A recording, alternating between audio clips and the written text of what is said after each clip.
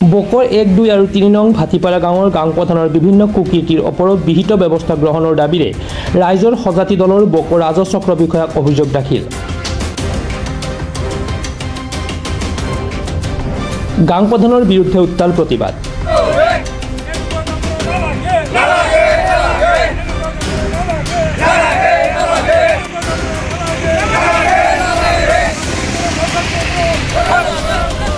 ৰাজ্যৰ এছাম অৰ্থলভী চৰকাৰী গাঁওপ্ৰধানৰ কুকীৰ্তিৰ অকথিত কাহিনীয়ে সময়ে সময়ে দখল কৰি আহিছে সংবাদ মাধ্যমৰ শিৰোনাম। এইবাৰ দক্ষিণ কামৰূপৰ বকৰ এগৰাকী গাঁওপ্ৰধানৰ বিভিন্ন কৰ্মকাণ্ডই ৰাইজক ক্ষোভিত কৰি তুলিছে। গাঁওপ্ৰধানজনৰ ওপৰত বিহিত ব্যৱস্থা গ্ৰহণৰ দাবীৰে আজি ৰাইজৰ সজাতি দলে বকৰ ৰাজচক্ৰৰ বিষয়াক দাখিল কৰে লিখিত অভিযোগ। ইয়াৰ উপৰি গাঁওপ্ৰধানৰ বিৰুদ্ধে বকৰ ৰাজচক্ৰ বিষয়াৰ কাৰ্যালয়ৰ বাহিৰত বিভিন্ন শ্লোগানেৰে সাব্যস্ত কৰে উত্তাল প্ৰতিবাদ।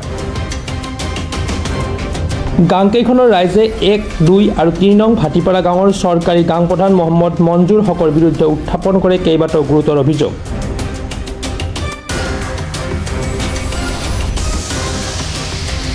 এক, ২ আৰু ৩ নং ভাটিপাৰা সমন্বয় সুৰক্ষা সমিতিৰ উদ্যোগত ক্ষোভিত ৰাইজৰ এটি সজাতি দলে বকৰ ৰাজচক্ৰৰ বিষয়াৰ ওচৰত দাখিল কৰে লিখিত অভিযোগ পত্ৰ।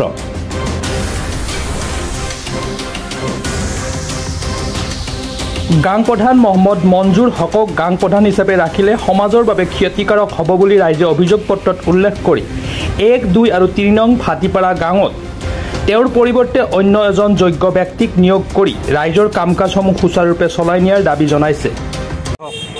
তেওঁ তাৰমানে যথেষ্টই তাৰমানে চৰিত্ৰহীন। তেওঁ মানে পুৰুষ নথকা মানুহৰ ঘৰত চুকি পেলাই মানে নাৰী বা ছোৱালী বেয়া ব্যৱহাৰ কৰে। তাৰোপৰি তেওঁক কিছুমান উন্নয়নমূলক কামত যদি তেওঁক ব্যৱহাৰ কৰা হয় তেওঁ মানে পইচাৰ অবিহনে একো কাম নকৰে। গতিকে তেওঁ আৰু এই ৰেচন কাৰ্ড বনাম বুলি মানুহক ভুৱা দি পেলাই পইচা সংগ্ৰহ কৰে, পইচা লয়, সিহঁতৰ কামটোও কৰি নিয়ে। ঠিক তেনেকুৱা ধৰণে বিভিন্ন ধৰণৰ তাৰমানে এনেকুৱা আমাৰ এই গাঁৱৰে ধৰণৰ বিভিন্ন মঠ মন্দিৰ আছে। এইসব মন্দিৰত যেনিবা আমাৰ নামঘৰীয়া এটা মন্দিৰ আছে তাৰমানে বিশ্বহৰি মন্দিৰ। সেই মন্দিৰটোৰ কিবা অনুদান আছিল, তেওঁক যেতিয়া মানে প্ৰশাসনিকভাৱে বিধেয়কভাৱে তাক সোধাত সি যেনিবা চিনি নাপায় বা তেনেকুৱা মন্দিৰ নাই বুলি কৈ আমাক মানে অনুদানৰ পৰা বঞ্চিত কৰিছে। নাম কি কয় গাঁওপ্ৰধানজনৰ নাম কি? মজনুৰ হক। তেওঁ এনেকুৱা ধৰণৰ বিভ্ৰান্তৰে আমাক মানুহখিনি বিচলিত কৰিছে আৰু বিশেষকৈ তেওঁ নাৰী সুৰক্ষাত যথেষ্ট আমাৰ জটিলতা হৈছে। মানে ভাল ছোৱালী বা তিৰোতা পুৰুষ নহয় চেক পাই থাকে, তেওঁ গাঁৱৰ কিবা কাম কৰিব লাগিব বুলি যায়, তেওঁ বেয়া ব্যৱহাৰ কৰে। গতিকে আৰু তেওঁ কি কৰিছে যেনিবা আৰু অৰুণোদয় বিভাগীয়ভাৱে দিয়ে, কিন্তু তেওঁ মাজতে সুৰকি পেলাই তেওঁ কি কৰে অৰুণোদয় দিম বুলি পইচা সংগ্ৰহ কৰে আৰু কিছুমান পাবলগীয়া মানুহক তেওঁ মানে বিধৱা নিচলা মানুহকো তেওঁ কৰ্তন কৰি তেওঁ মানে বিভ্ৰান্ত কৰি আছে। এনেধৰণৰ গামোৰা আমাক নালাগে। গতিকে বিধেয়কভাৱে আমি DC ছাৰক জনাইছোঁ, গতিকে তেখেতে বিহিত ব্যৱস্থা কৰিব আৰু সাময়িকভাৱে ইয়াৰ নিষ্পত্তি নোহোৱালৈকে আমাক আমাৰ গাঁৱৰ যিখিনি কাম বন কৰিব লগা হয় সেইখিনি কাম যাতে ওচৰৰ নিকটৱৰ্তী গামোৰা শেষ কৰি দিয়ে বা তেনেকুৱা কৰি দিলে আমি চলা সুবিধা পাম। তেখেতক যিহেতু গাঁও প্ৰধান, তেখেতে যিহেতু আমাৰ অভিভাৱক হিচাপে তেখেতক বিচাৰিছিলোঁ আমি, আৰু অভিভাৱকৰ হাততে অভিভাৱকৰ ওপৰতে আমাৰ বিচাৰ। সেইকাৰণে তেখেতৰ কিমান সত্যতা আমি গাঁও সভাতে আমি মীমাংসা কৰিম বুলি 2 দিন মিটিং কৰিছোঁ, তথাপিও তেওঁ উপস্থিত নহ'ল আৰু আমাক তেওঁ ৰাইজে তাক হেৰি কি কয় ঠগ প্ৰবঞ্চনা কৰিলে। তাৰপিছত আৰু থানাত গৈ তেওঁ কি কৈছে আমি বোলে তেওঁক তৰচাল কৰি আছোঁ, মানে ডিষ্টাৰ্ব দি আছোঁ। আমিতো একো ডিষ্টাৰ্ব দিয়া নাই, তেখেতক মাতিব লাগিব। আমি গাঁও প্ৰধান হয়, আমাৰ অভিভাৱক হয়। অভিভাৱকজনে যদি আমাৰ অভিভাৱকৰ তলতেই যদি আমি সুৰক্ষিত নহয়, কাৰ ওচৰত সুৰক্ষিত হ'ম? চমুৰীয়াৰ পৰা চাইফুল ইছলামৰ ৰিপৰ্ট, প্ৰাতঃ টাইম ডিজিটেল। অসমৰ নপুৰণি কবি সাহিত্যিকৰ বাবে সুখবৰ। প্ৰভাতী অসম সংবাদ গোষ্ঠীৰ দ্বাৰা পৰিচালিত সাপ্তাহিক কবচে আয়োজন কৰিছে এখন কাব্যগ্ৰন্থৰ প্ৰতিযোগিতা।